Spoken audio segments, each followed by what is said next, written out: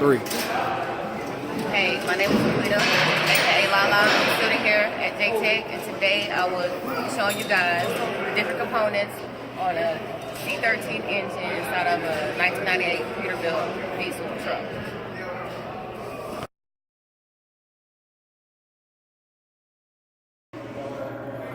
The first component I'll be showing you guys is called an air cooler. Air cooler removes heat from the compressed air coming from a supercharged charger before it enters an engine's induction system. And as you see, it is mounted in front of the radiator. The next component I'll be showing you is called a vibration dampener. This is a vibration dampener right here.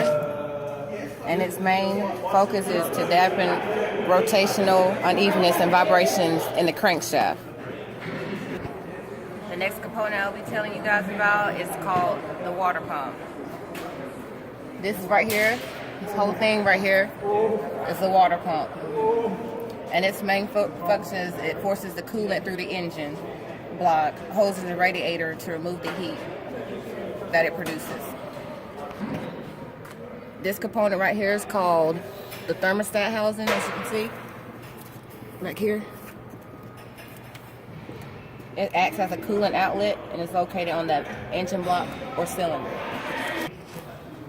The next component is this right here, which is called your oil cooler. And it's it uses the use of engine oil as a coolant, typically to remove surplus heat from an internal combustion engine.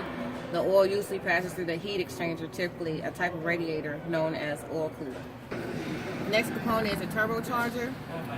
It improves the engine's volumetric efficiency by increasing density of the intake gas, allowing more power to the engine. And as you see, it's directly above the oil cooler.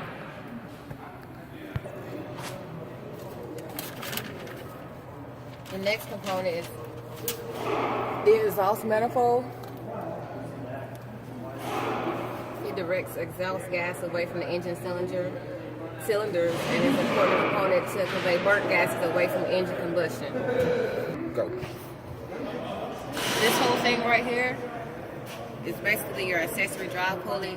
It's responsible for driving components such as the alternator, your water pump, power steering, or the AC compressor. And these V-belts are used to transmit drive energy to the crankshaft. Those are the components that are found on the left side. Sorry, that's not that. And those are the components on the right side of the diesel I just got to show you, which was the air cooler right here, which is in the front, your water pump,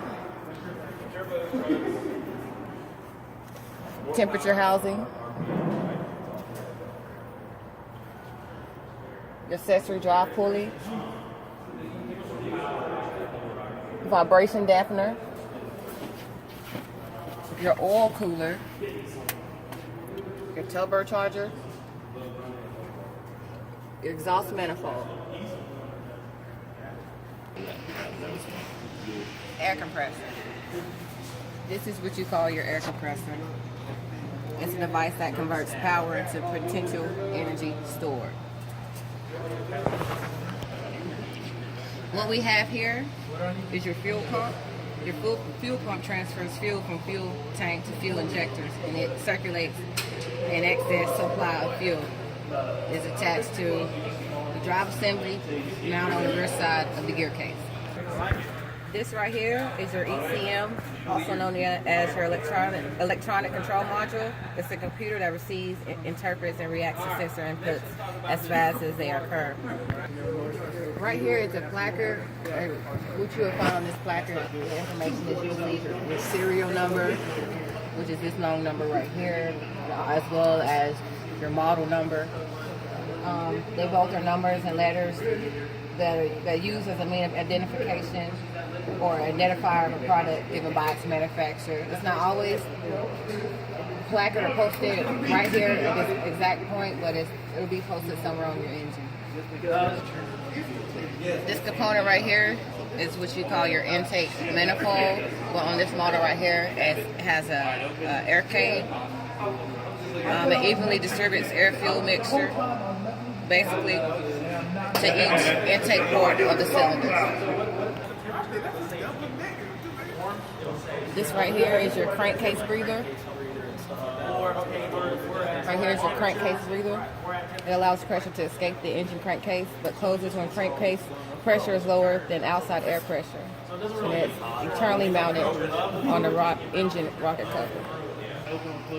So we're back at it again. I just got you showing you what an air compressor is. Fuel pump. Your ECM. Your intake manifold. And your crankcase breather. Like I said, my name was Laquita, aka Lala, and I just got to showing you guys some of the components on engine and the Peterbilt diesel.